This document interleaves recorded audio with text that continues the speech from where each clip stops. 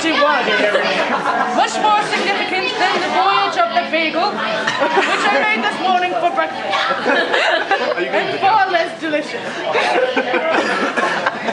Sorry. The voyage of the bagel only took about 15 minutes, whereas the voyage of the beagle took me a length of 5 years.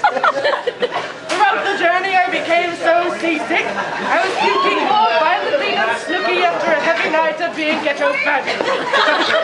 But I became an expert in gathering specimens.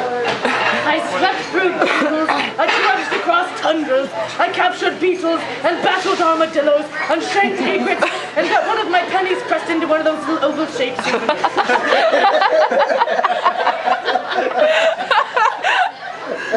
You laugh.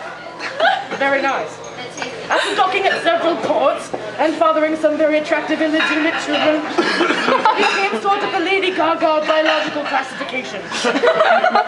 Everybody wanted to do me, and rightly so, for I had come upon the theory of evolution. It seemed to me, after collecting finches, all kinds of finches, 1 finch, 2 finch, red finch, blue finch, that they may have all originated from the same finch. It seemed so obvious that primordial ooze had become jellyfish and fish and lizards and birds and hedgehogs and monkeys and eventually human beings.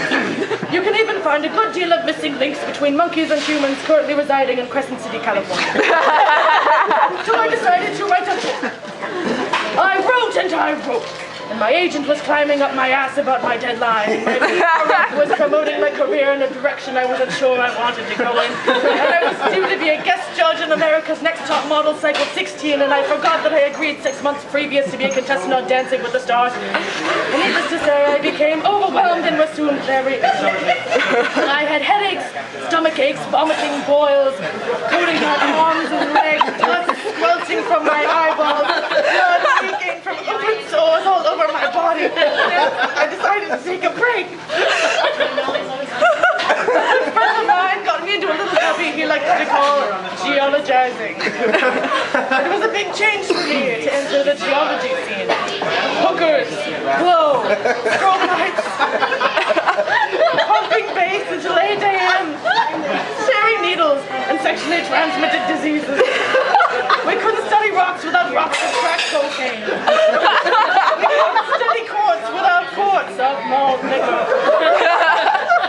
The name Charles Darwin became synonymous with thug life. At the end, I had a study full of bitches, and enough teardrop tattoos to put Wheezy to shame.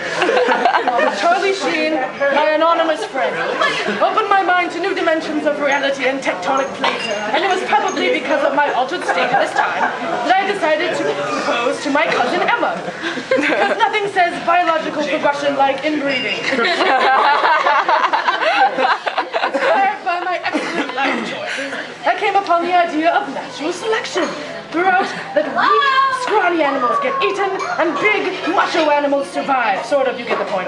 So, I went on to lead many, many young people in my revolutionary train of thought, promoting my books at free-thinking gatherings such as the Oxford College in Woodstock.